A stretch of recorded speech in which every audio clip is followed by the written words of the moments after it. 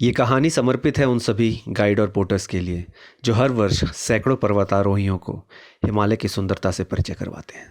नमस्कार मित्रों, मैं जयधर चौधरी। स्वागत है आपका कहानी दिल से में। आज की कहानी का शीर्षक है नई सुबह। सुबह सुबह हीरा की आवाज से मेरी नींद खुली। ओए सूरी, चल उठ, काम हो गया, पानी चला जाएगा। मैं हड़बड़ा के उठा। अपने फोन पे नजर मारी तो देखा 7:30 बज चुके थे। हीरा किचन में रोटियां बना रहा था। मैं जल्दी से उठा और तैयारी में लग गया। हमारे रूम में दिन में 2 बार पानी आता था। हम लोगों को काम से लौटते हुए हमेशा रात हो जाती, इसलिए पूरे दिन की जरूरतों के लिए हम लोग सुबह ही पानी भर लेते थे। जब तक मैं तैयार होता, हीरा तैयार भी हो जाता और हम दोनों का लंच बॉक्स भी रेडी कर देता। हीरा मेरे ताऊ का लड़का था। हम सब बचपन से एक ही घर में रहते थे, पर 4 साल पहले बड़े पापा और मम्मी के मृत्यु के बाद हीरा ने भी घर छोड़ दिया और यहाँ बैंगलोर में आके रहने लगा था। बचपन में हम दोनों हमेशा एक साथ ही रहते थे। मेरी अपने बड़े भाई से ज़्यादा हीरा के साथ बनती थी। दिन भर बकबक करने वाला हीरा अब बिल्कुल भी नहीं बोलता था। मुझसे भी सीमित शब्द ही बोलता था। न जाने किस बात से खफा था वो। हम लोग रूम से भागते हुए निकले। देखा तो बस स्टॉप पे लग चुकी थी। हम दोनों की ड्राइवर के पास वाली सीट फिक्स थी।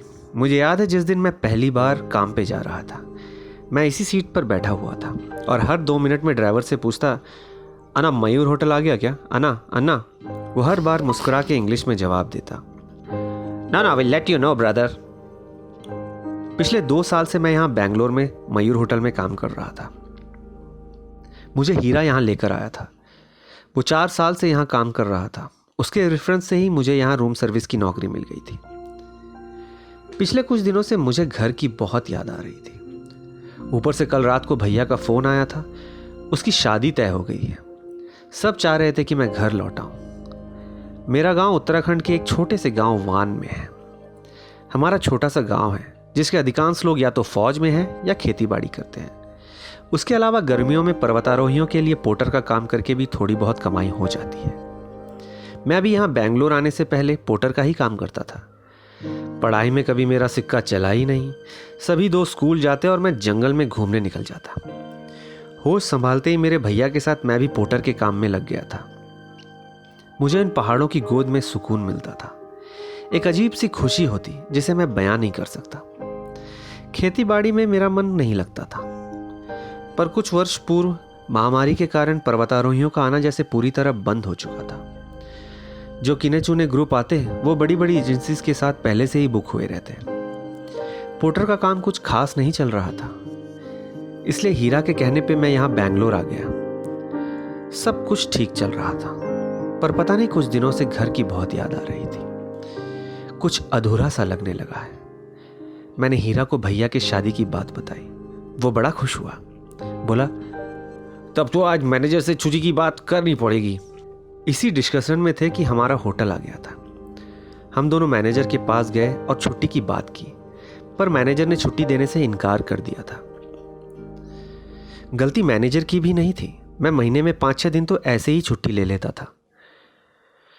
शाम को रूम लौटते हुए हीरा पूछने लगा, अब क्या करोगे? मैंने कहा, और क्या करूंगा, नहीं जाऊंगा। कैसे घर जाऊंगा? ये तो छुट्टी देने को तैयार ही नहीं है।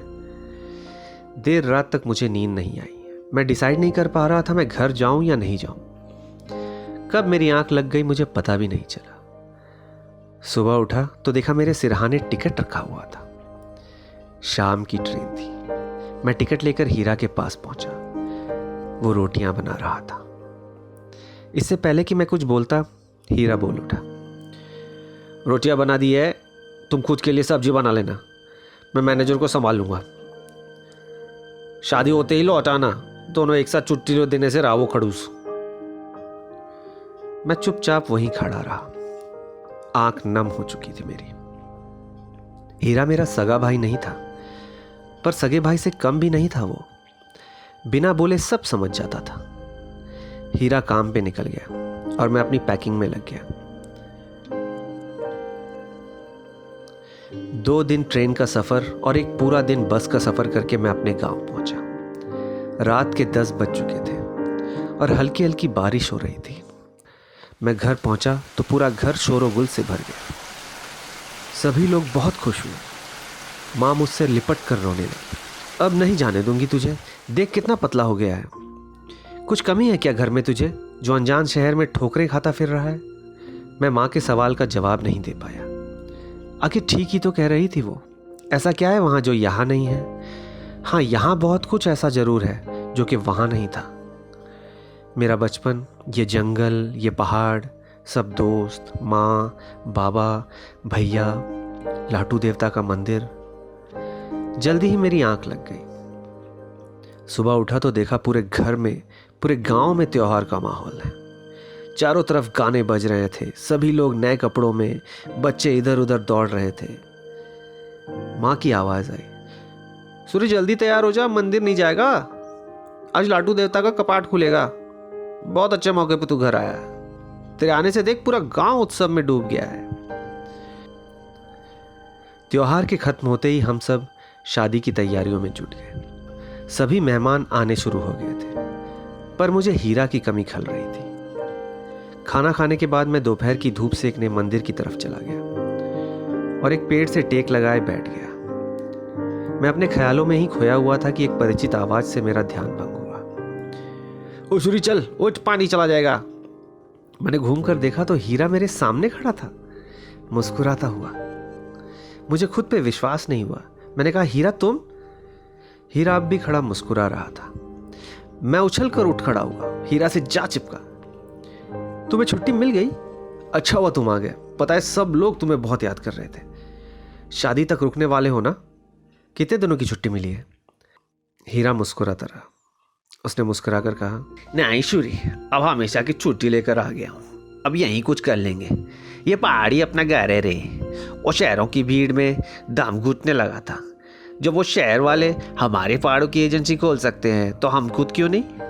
मैंने सोचा कि हम भी एक एजेंसी खोलेंगे और फिर से गाइड का काम शुरू करेंगे और दूसरी दुनिया के लोगों को हमारे यहाँ की खूबसूरती से परिचय कराएंगे। मुझे हीरा का सुझाव बहुत अच्छा लगा। हम दोनों एक नए जोश, एक नए उत्साह के साथ एक दूसरे के कंधों पे हाथ रखे घर की तरफ चल पड़े।